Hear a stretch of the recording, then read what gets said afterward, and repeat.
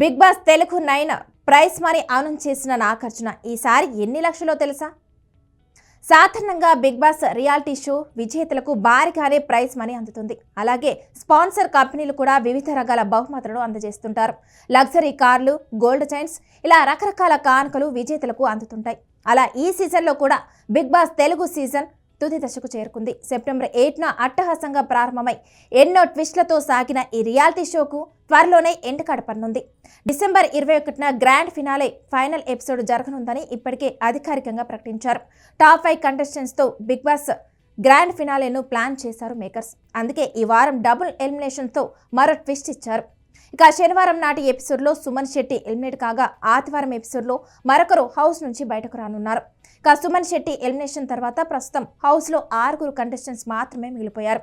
తనుజ, కళ్యాణ్, ఇమాన్యుయల్, సంజన గల్రాని, డిమాన్ పవన్, బర్నీలో మరొకరు ఈ రోజు ఎలిమినేట్ కానున్నారు. కాగా ఆదివారం నాటి ఎపిసోడ్కు సంబంధించి వరుసగా ప్రోమోలు రిలీజ్ అవుతున్నాయి. ఇక ఈ నేపథ్యంలో లేటెస్ట్ ప్రోమోలో బిగ్ బాస్ విజేతలకు అందించే ప్రైజ్ మనీని అధికారికంగా రివీల్ చేశారు హోస్ట్ నాగార్జున. కాగా బిగ్ బాస్ గత సీజన్ల మాదిరిగానే ఈసారి కూడా విజేతకు 50 లక్షల ప్రైజ్ మనీ అందుతుందని హోస్ట్ నాగార్జున ప్రకటించారు. అయితే రన్నరప్తో పాటు ఇతర టాప్ 5 కంటెస్టెంట్స్కు ఎంతెంత అమౌంట్ వస్తుందో మాత్రం నాకు చెప్పలేదు. అయితే విజేతలకు ఎంత ప్రైజ్ మనీ వచ్చినా ట్యాక్స్ల రూపంలో భారీగా అమౌంట్ కట్ అవుతుందన్న విషయం అందరికీ తెలిసిందే.